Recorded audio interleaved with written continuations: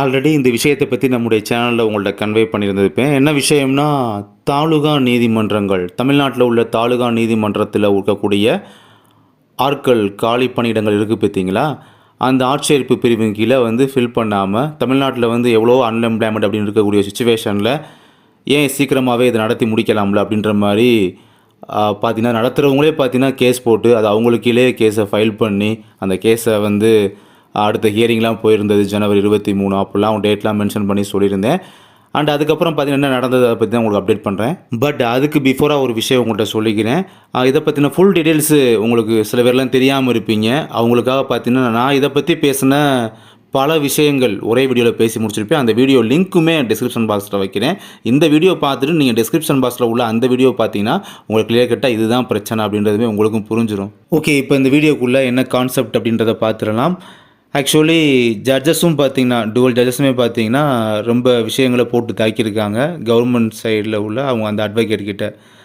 அதாவது இப்போ ரீசெண்டாக நடந்து முடிஞ்ச ஹியரிங்கில் பார்த்தீங்கன்னா என்ன பண்ணியிருக்காங்கன்னா, அவங்க டைம் கொடுத்துமே அந்த அஃபிதாவிட்டை சப்மிட் பண்ணலை.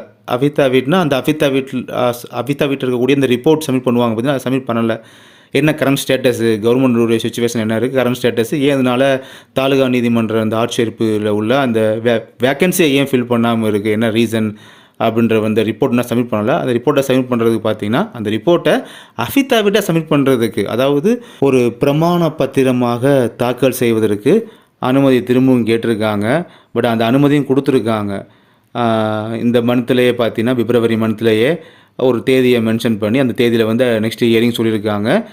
அதுக்குள்ளே பார்த்தீங்கன்னா திரும்ப அந்த ரிப்போர்ட்டை அஃபிதாவிட்டை சப்மிட் பண்ணணும் அப்படின்னு டைமும் கொடுத்துருக்காங்க. பட் டைம் கொடுத்ததோட மட்டும் இல்லாமல் இந்த குறுகிய கால டைம் தான் கொடுத்துருக்காங்க. ரொம்ப லாங் டைம் எக்ஸ்டெண்ட் பண்ணி கொடுக்காம இந்த குறுகிய கால இடைவெளிக்குள்ளே நீங்கள் வந்து அரசு தரப்புலேருந்து நீங்கள் சப்மிட் பண்ணி ஆகணும் அப்படின்ற மாதிரி இன்ஃபார்ம் பண்ணிவிட்டு ஜட்ஜஸுமே பார்த்தீங்கன்னா நறுக்கு சுருக்குன்னு ஒரு கேள்வியும் தான் கேட்டாங்க.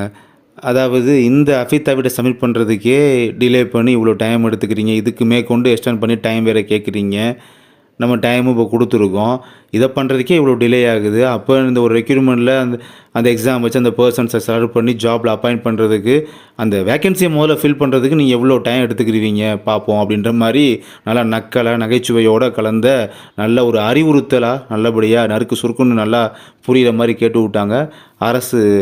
அந்த அரசு சார்பில் உள்ள அந்த வழக்குரைஞர் பார்த்திங்கன்னா அந்த இதுக்கு எந்த பதிலும் சொல்ல முடியல. அரசு மௌனம் காத்தது இந்த இடத்துல அப்படின்னு தான் நம்ம சொல்லணுமே. இந்த இடத்துல தமிழ்நாடு ஸ்டேட் கவர்மெண்ட்டையும் குறை சொல்லிட முடியாது. ஒரு கவர்மெண்ட்டுக்கு இயங்கக்கூடிய ஒன் ஆஃப் தி டிபார்ட்மெண்ட்டு சரியாக செயல்படாதனால இந்த ஒரு சுச்சுவேஷன் எல்லாத்துக்குமே பார்த்திங்கன்னா அஃபெக்ட் ஆகுறவங்க அஃபெக்ட் ஆகிறதான் செய்கிறாங்க. சரி, ஓகே, அடுத்த ஹியரிங்கில் என்ன வருது அண்ட் அதை பற்றின டீடைல்ஸ் வந்து நம்ம அடுத்த இதை பற்றின அப்டேட்லாம் வரும்போது நான் வந்து உங்களுக்கு கொடுத்துட்டே இருக்கேன் அப்டேட்லாம். தேங்க்யூ.